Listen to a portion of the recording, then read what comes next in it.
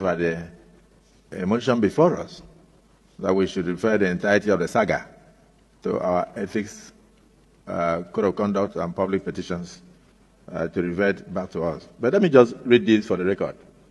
Even the first time the issue came up here, our distinguished sister was not even speaking from her seat.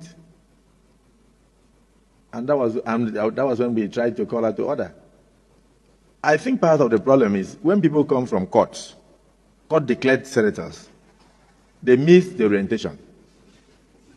The management of the National Assembly is hereby ordered to organize periodic orientation, particularly for senators who are midstreamers, who can midstream and did not start when their colleagues started. Because I remember that this particular senator, on the day she was sworn in, raised her hand to speak. I was scared, but I had to recognize her because I was saying, you just gave her the rule book. Part of what we give to you when you are sworn in is a standing order of the Senate. So I said, she wouldn't open the rule book to know what she's going to say. But she made the contribution on that day. I think 2 days later, she brought a motion. There's nothing wrong in being vibrant, but there's a lot wrong when you don't know anything about the procedure.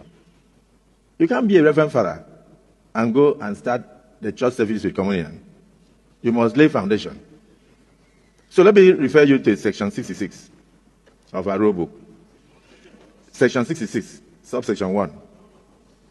It says, the President of the Senate or the chairman, maybe while sitting as chairman of committee of the whole,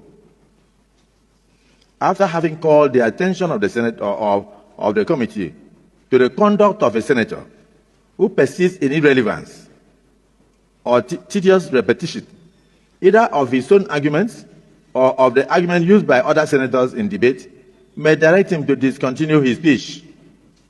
So even when you are talking, the Senate President has a right to ask you to discontinue your speech. And then section 66(2) says, if such a senator refuses to resume his or her seat, this is the first time the rule book is even referring to her,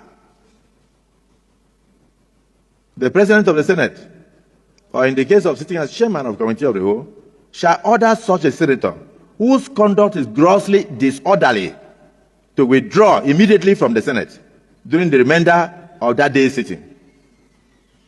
The President of the Senate shall order such a senator to withdraw in the event that he views her conduct or his conduct to be disorderly.